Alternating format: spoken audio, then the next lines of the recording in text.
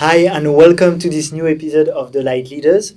Today I thought it'd be really interesting to do a little update from myself on my mainly fruit-based diet because I've been interviewing a lot of experts in the past few weeks and months, and I've been on my personal journey, so I feel it could be helpful. So first, I plan to keep interviewing people. I'll have Shane Sterling in the next few days, and also to keep doing what I call gentle debates. Because after interviewing a lot of people, I found that, well, some people have different opinions, obviously, and it's really good to have conversations so we can rationally come to a better conclusion for oneself on what to eat.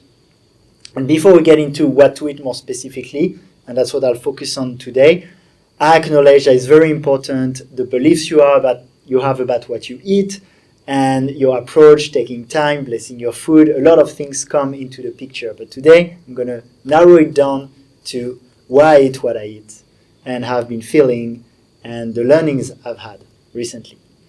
So the first part will be about why I go to a mainly fruit-based diet and explain my line of thinking from intuition to rational to direct experience. The second part, I'll talk about what my diet looks like and why. The third part, I'll touch into the concerns around variety and supplementing and things where I'm not too sure yet. The fourth part, I'll touch on more the detox part, and I've really calmed down on the detox, and I'll share why. So first, talking about how I make decisions in general in life, but I'll go specifically towards when I eat. To make decisions, I usually combine my intellect and rational mind with my intuition, with also my direct experience, whether it's just me or the people around me or the people I follow. So applying that to my mainly fruit-based diet, there are a few things that make that today I really feel like it's right for me. The first one would be my rational mind. And this one helps, but is often very shaky because we all live in echo chambers of information. Some people who are convinced, let's say, the carnivore diet is very healthy, they listen to influencers talk about it, they keep kind of brainwashing themselves. And the same, I'm also brainwashing myself into listening to healthy, full of vitality, strong fruitarians, right? But to me, it still makes more sense logically I've been following a lot Michael Greger, who does a lot of scientific studies, and I'm also seeing a lot of people who may have been raw vegan for 30, 40 years, and they're like 70, they're 80, they look great, and that's more inspiring. Maybe it's because I don't search much, but I don't know a lot of like 40-year carnivore who look really young. So sometimes they look strong, but for me, it depends on the goals you have. I'm looking for longevity. I'm looking for long-term vibrant health. Anyway, I won't spend too much on the rational because that can be a rabbit hole, but I value that, and that's why I do interviews and I do debates. And so you can also use your intellect to see what makes sense to you. On the rational side, I read the 80-10-10 diet by Graham, which is really good and goes into things like looking at our teeth, looking at how we digest food, our gastrointestinal tract. It's not the one of an herbivore, and it's not the one of a carnivore, right? I think so many things from the tongue to, there's many things that are really different between a frugivore, like us, and like a bonobo or a chimpanzee, and either an herbivore or a carnivore. So that's like rational things, scientific things you can look at, and that will make sense, right? If you look at our teeth, they're very different from the teeth of a lion. And then for people who go more into the biology, we're way more different than we are to other frugivores. So that's more for the rational, scientific. Then I also look at the intuitive. So intuitively, if you put in front of me a really ripe mango, a leaf of kale, or a rabbit that just got killed? Well, I intuitively go for the mango. Like, even if I don't think about it, it's juicy, it looks good. Second, I would go for the kale because it's not that appetizing, but could still work. The last thing I would do was to take that rabbit and rip it open and start to eat inside. Like, that personally disgusts me. So I know there are some raw carnivores there, and maybe it works for them to like just eat beef testes, but to me it feels disgusting. So intuitively, I'm also going to mainly the fruits. And I put that also in the intuitive category, which is a comparison with animals. Again, I feel like I'm very close. I'm way more close to a bonobo and chimpanzee than I am from a lion or a gazelle.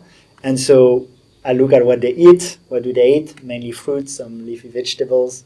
So that's probably more what I'm meant to eat. Just very simple, very basic. And the last thing would be my direct experience. And with my direct experience, so far I've been feeling good. I've been feeling high levels of sustainable energy.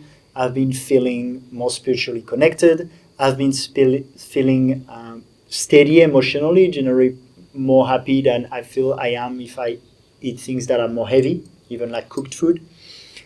And so my direct experience is good. Now, of course, if it was to change, I know a lot of people, they were like, yeah, my mind is set, I want to be fruitarian. And they felt like their body was not following. So, of course, if that's the case, there can be many explanations, but I understand that people don't do it. But for me, my direct experience so far is good. And I've surrounded myself with influencers and people who I feel are thriving on fruits, which also help my beliefs. So, intuitively and rationally, and from direct experience, it feels right. And if that speaks to you, maybe it feels right to you too.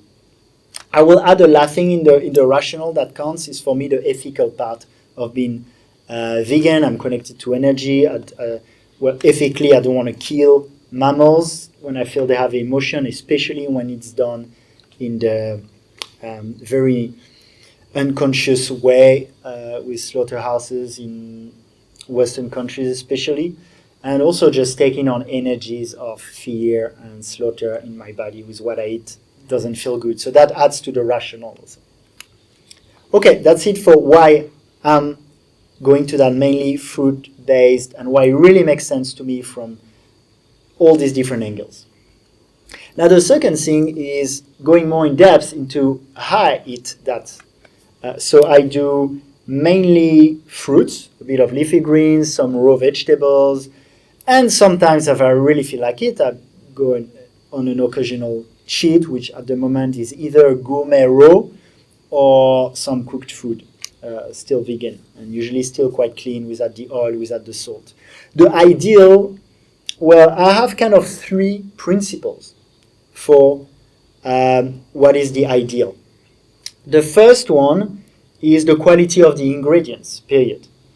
So if I have an organic mango, it's great, and it feels like a right ingredient for me as a human, and the top quality of that type of ingredient also. The second one is it in its natural state? I don't say just raw, because what people call raw can actually be quite transformed. If you think of dehydrated papaya or a flaxseed cracker, well, you don't pick them from a tree. It needs to go through a certain processing. So to me, it's like how natural it is important. So not cooking, but also not dehydrating, for example. So a papaya, a ripe papaya and juicy, is better in that way than dehydrated papaya. And the third thing is the food combination. So if I have that papaya by itself, it's better. So regarding those three principles, the best would be very high quality juicy fruit that I eat by itself, that I would monofruit. So when I have a juicy organic mango by itself, it ticks all the boxes and it's perfect. Then sometimes I want variety, and I think I have a lot of conditioning. I'm French. I used to like cheese and baguette and saucisson, like sausages and all that. So let's say I'm at a restaurant, sometimes I'll go like, okay, I'll have a gourmet raw without the oil, without the salt, but still a lot of different raw things. So often maybe the quality of certain ingredients is lost, especially if it's a raw cashew cheese, still a lot of cashews, it's not ideal. And then the combination is lost if I have 10 different things that don't mix well together. Or another possible cheat would be if I have boiled sweet potato, then it's like cooked. But if it's a really quality sweet potato and I eat it by itself, it might work better, even though it's not raw, than the raw gourmet. So then I play with this, but I try to get best quality, natural form, best combination. And with these three principles, I can easily see what is going to be optimal when I'm, let's say, at a restaurant and I'm like, am I going to have some steamed vegetables, some raw gourmet, and I want something a little bit different. But yeah, 80 to 90% of what I eat is going to be fruits, mainly almost only sweet fruits. I like sometimes to have the tomato, cucumber, avocado salad. Great ingredients. Raw combination, not so sure. But that's the main thing. And then I explained a little bit of my quote-unquote cheats. And the last thing is I also don't do juice much. And from a lot of conversation I've had with Lorraine Lockman, with many of the people, it feels like a consensus that juice is an inferior way as long as you can digest the fruits. I know Jeff, he needed to do juice because he had Crohn's disease, but apart from that, like the fiber is important, and you start losing nutrients very quickly after the juicing. There's like Lorraine talked a bit about it. There's a lot of things with the juicing in the interview, the gentle debate I did with Spira. So that's where I'm at with like my optimal, and I still have some doubts. I'm still open. For example, I listen to Gillian Berry and Shane Sterling and some people that look like they're really thriving, and some of them add more superfoods and supplements to what they do. So that's a question, right? Is if you go just for the fruits and the leafy greens, do you get that nutrient? Do you get this? And the soils are depleted. And someone like Lorraine Lockman often thinks that deficiencies get fixed by things like fasting. So that actually your deficiency is not because you don't take the nutrient, it's because it's not absorbed. And by taking supplement, you can make it even worse. So if you take B12, I might be deficient in B12, so I take B12 tabs. Makes sense, right? Well, potentially, you injure the ability of your body to produce its own by doing it. And Graham, Lockman, Dr. Morse, they all say you should get your B12. So for now, I'm not taking supplements. I go in the sun for my vitamin D. I try to have the best lifestyle as possible. It's important. And I'm not close to supplement or adding variety. And that's why I'm interviewing like Shane Sterling soon. And it looks amazing. So I'm like, yeah, tell me what you're doing. And I know he's more into juice. He's more into superfood smoothies, taking some supplement, and that almost more biohacking side that I've been more away from recently. So I'm open to it. We'll see how the discussions go. But there's something also very appealing in the very natural, trust your body way. Natural and trust your body, but to a certain extent. And that's the last chapter of this share, which is even Lorraine Lockman, when he was here a few days ago and I asked him, he says, yes, it's true. We've had such an unhealthy lifestyle, and that's why he recommends those long water fasts, even though when you look at nature, animals generally don't go on a long water fast unless they really need to, unless they have something really important to heal. But if they're healthy, they wouldn't do that. If they're hungry, they eat what they want to eat, if they have the food. But for us, a bit different because of all these circumstances, the way we grew up, and those mucoid plaques that we've accumulated inside our bodies because of that.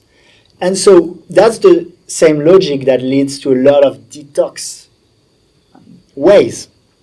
And I've tried a lot. I've been drinking my urine for 3 or 4 months.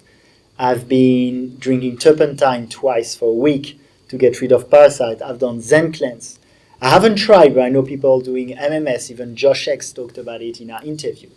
And I think maybe some of them I could do again, but I feel like while they were helpful in my journey to connect more with myself, I feel now that I'm at a stage where what attracts me more is the fruits and the raw vegan, and mainly, and the long water fasts as the almost only way to detox.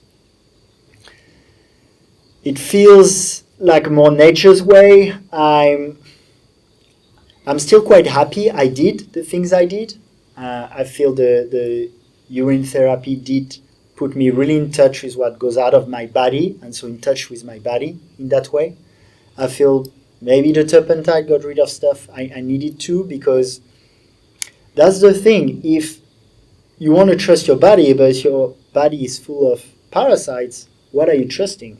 Is that really your body or the parasites?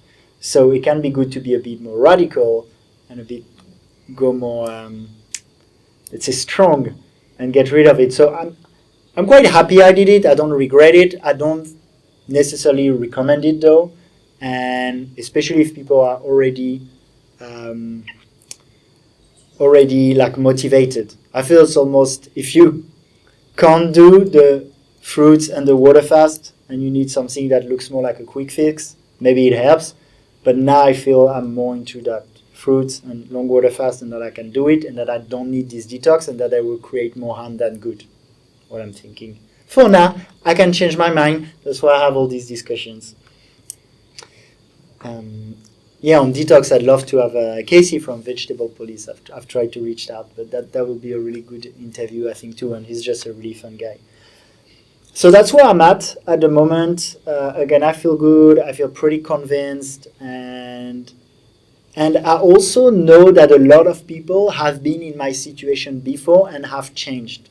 I've seen people who are like, after 2 or 3 years, raw vegan, fruitarian, super convinced, yeah, that's my path. And you meet them 1 year later and they're doing something very different.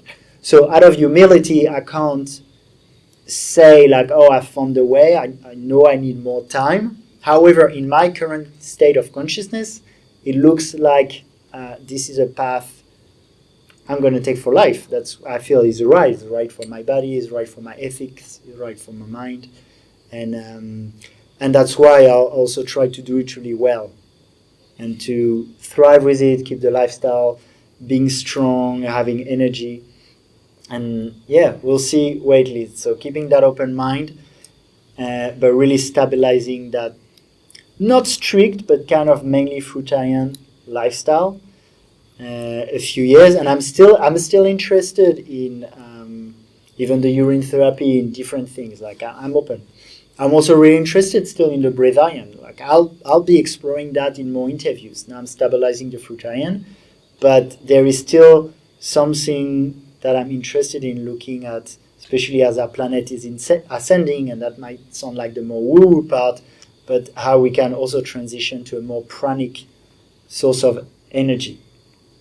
So that will be it for today. I wanted to do that little update because I felt some people might be interested after all the interviews I've had in my own journey. And please ask questions in the comments on the YouTube video, and also join the Telegram group. So when there's enough people, I'll organize it a bit better to have sections. But join the Telegram group t.me/the Lightleaders. I'll also ask all the people I interview, including those top influencers, to be active there. So it can be an amazing group of conversation. I'm very grateful for people who take some of their precious attention to listen to what I share. So thank you so much. And of course, if you want to help even more, please like, subscribe, and share the video. Much love from Bali.